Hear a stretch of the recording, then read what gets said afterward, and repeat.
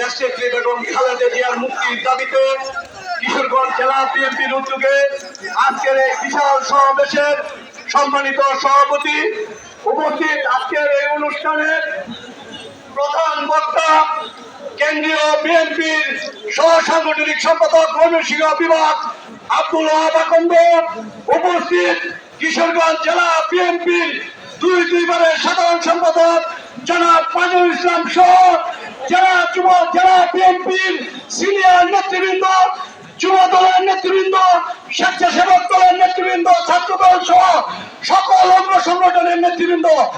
প্রথমেই আমি আমার ব্যক্তিগত পক্ষ থেকে এবং আমার প্রাণপ্রিয় সংগঠন বাংলাদেশ জাতীয়তাবাদী যুব দল কিশোরগঞ্জ জেলা শাখার পক্ষ থেকে সংগ্রামী শুভেচ্ছা।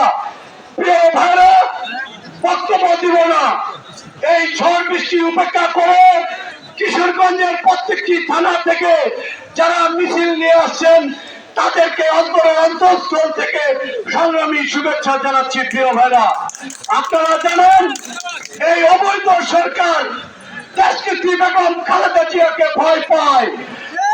অন্যায়ভাবে 2 কোটি টাকার একটা মিথ্যা মামলা দিয়ে তাকে দীর্ঘ 24 মাস অন্ধকার কারাগারে বন্দী করে রেখেছে। প্রিয় ভাইরা, এখন পর্যন্ত তার চিকিৎসার জন্য বিদেশে পাঠাতে ভয় পায় এই সরকার।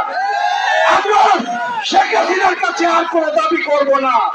আমরা রাজপথে থেকে জেলা বিএনপির সংগ্রামী সভাপতি এবং কেন্দ্রীয় বিএনপির সংগ্রামী সাংগঠনিক সম্পাদক শরীফুল আলম ভাইয়ের নেতৃত্বে আমরা রাজপথে শরীরের তাজা রক্ত দিয়ে দেশকে মুক্ত করবো।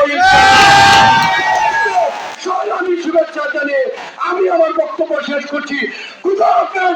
বাংলাদেশ জিন্দাবাদ, বাংলাদেশ জাতীয়তাবাদী যুব দল জিন্দাবাদ, দেশনেত্রী বেগম খালেদা জিয়া জিন্দাবাদ, তারুণ্যের অহংকার তারেক রহমান জিন্দাবাদ, ডক্টর উসমান ফারুক জিন্দাবাদ। ধন্যবাদ সবাইকে।